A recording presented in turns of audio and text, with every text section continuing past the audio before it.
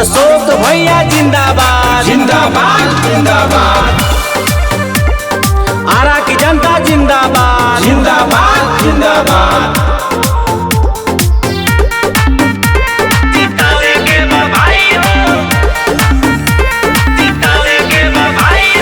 Tempo छाप button दबावे के बाबाई हो, टेम्पू छाप बटन दबावे के बाबाई हो। भैया अशोक के जितावे के बाबाई हो, भैया अशोक के जितावे के बाबाई हो। विरोधी के पावर दिखावे के बाबाई हो, विरोधी के पावर दिखावे के बाबाई हो।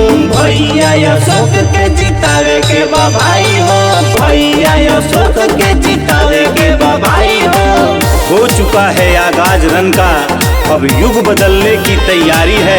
इतिहास वही बनाएगा, संघर्ष जिसका जारी है, संघर्ष जिसका जारी है। सुनी हो चाचा, सुनी हो चाची, भैया के अचरा ओढ़ई हो कखे सपोर्ट अपन वोट से बेटा के आरा के सांसद बनई हो। अब की बार सबके बतावे के बाबाई हो, अब की बार सबके बतावे के बाबाई हो। भैया अशोक के जितावे के बाबाई हो, भैया अशोक के जितावे के बाबाई हो। अपनी वोट अपनी पहचान 10 नंबर पे बटन दबाएं और अशोक भैया को भारी मतों से विजयी बनाएं।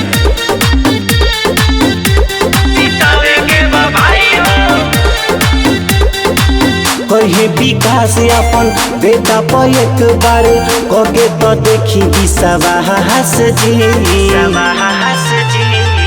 24 घंटा सेवा में रही है, होखे नदी है उदास जी। विजयी के माला पहिनावे के बाबाई हो, 10 नंबर बटन दबावे के बाबाई हो। भैया अशोक के जितावे के